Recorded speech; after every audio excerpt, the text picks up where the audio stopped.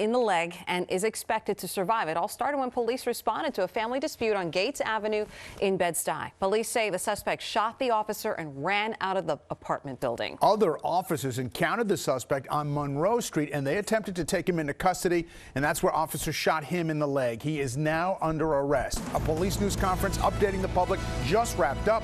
Eyewitness News reporter Derek Waller with more. Derek.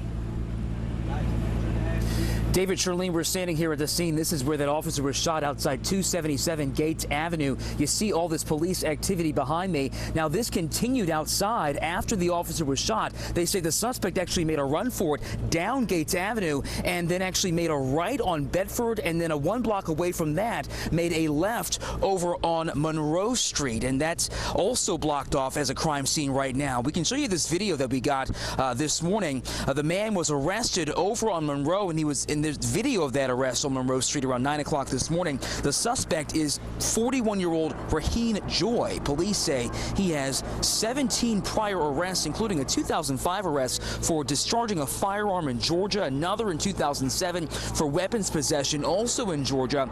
Also an outstanding warrant right now in Troy, New York. Police responding to this Gates Avenue apartment this morning after his girlfriend said he was damaging walls. Well, the responding officer, Orlando Adorno, a 7-year veteran of the NYPD, tried to make an arrest, and that's when they say the suspect shot him in the foot and made a run for it. Responding officers engaged him over on Monroe Street with firing 6 shots. 2 of those shots hit Joy in the left thigh.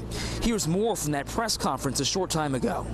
In front of 184 Monroe Street, the perpetrator was confronted by 2 officers.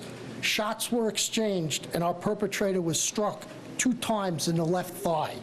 A total of 6 shots were fired by the uniformed members of the service, 5 times by one officer, 1 time by another. A total of 3 shots were fired by our perpetrator.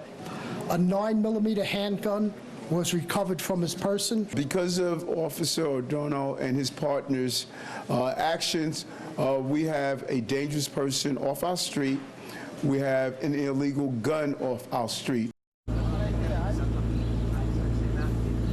Now, both the suspect and the officer were taken to Kings County Hospital, and I will give you a little bit of good news. A few days before Christmas, that officer, Adorno, he is expected to survive. In fact, they say he should be released from the hospital this afternoon.